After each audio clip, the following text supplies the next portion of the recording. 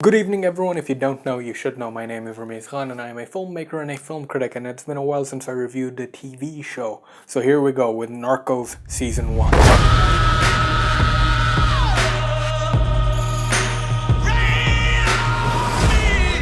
Your party took money from Escobar. Everyone took money.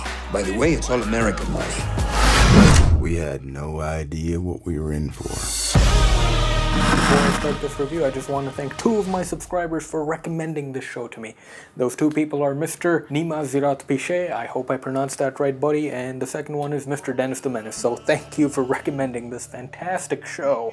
Let's get on with this review. This show is amazing. When it was over, it dawned on me that holy shit, I just sat through 10 hours of 85% Spanish television. It makes you forget that you're watching a mostly Spanish-speaking TV show. Narcos is a show about the rise and the fall of Pablo Escobar. Now, this is very important to understand that this is not a show about the character of Pablo Escobar. This is a show about relationships and how they evolve and devolve through cocaine and its trade. It's a show about how that substance changes you, whether you abuse it or not. This show is told from the perspective of a DEA agent played by Boyd Holbrook. This man plays Steve Murphy, the main character of this show, who arrives in Colombia to capture Pablo Escobar, played by the incredibly magnificent and transcendent Wagner Moura, or Wagner Moura as he pronounces it, a Brazilian man. This show to me represents hard work. If you look at these two main actors, I've seen them before in other films and they were playing shorter supporting roles. I saw Wagner Moura in Elysium as a supporting character, very forgettable, and then I saw Boyd Holbrook in Gone Girl as a hillbilly. And the executive producer of this show is a man named Jose Padilla, who made the Elite Squad movies in Brazil.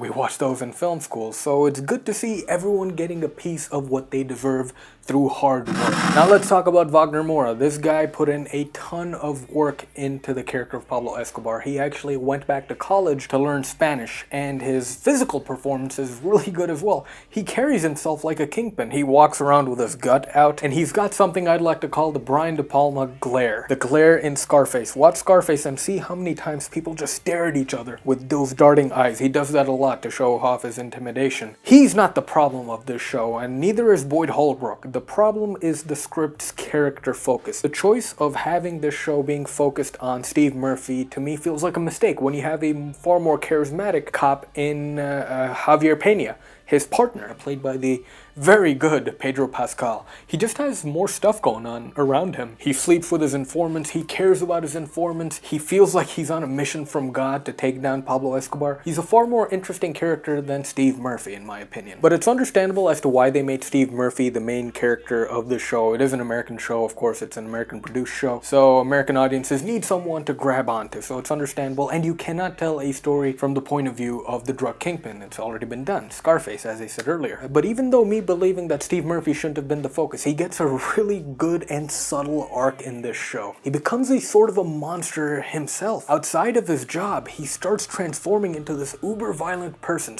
ever so slowly. He becomes violent and abuses his power, and he's sort of desensitized to the violence in Colombia. One of those fantastic scenes involves him rear-ending a taxi driver, and then he just pulls his gun on him for no reason. And in the midst, they're discussing baby names for their new baby, him and his wife, and he gets back in the truck as if nothing happened, and he says, yeah, I like Olivia, that name's cool. It's so well done, and you don't even notice that the character is being built. It's almost like you're subliminally being fed information. It's so well done. Now let's get to the fun of this show. Any show based around drugs must involve three things: action, women, and drugs. And the action in this show is intense, and there's every type of action in this TV show. There's a raid, there's a helicopter chase, there's a plane bombing, and it never gets too overbearing like a Michael Bay movie, because every action scene seems to be motivated and has reason behind why it's going on. On a physical standpoint, the show is all there. The only negative when it comes to physicality of the show is the set design. Feels a bit lame and empty because I believe those are the budgetary problems in this show. The show doesn't have that massive of a budget, and it shows in the production design. Some of the walls seem empty and it looks like a film school set, but it's not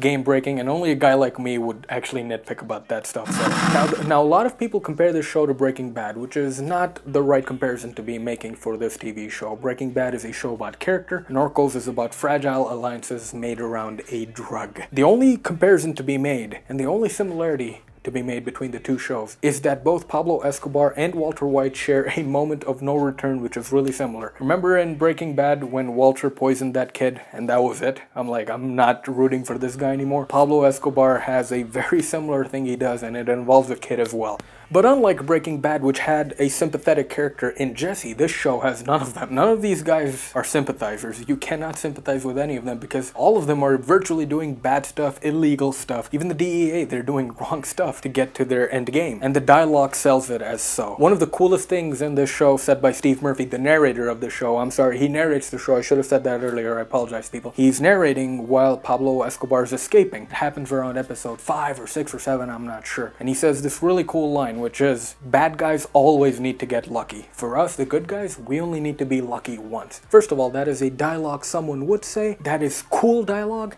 and that is really badass dialogue. And with that being said, that's the only way I can describe this show. This is a really cool and badass show. I am giving this show a final rating of 4.5 out of 5. Thank you so much for watching, people. I really appreciate it. If you enjoyed this video, please hit that free subscribe button. And until next time, I will see you again. But remember to love yourselves.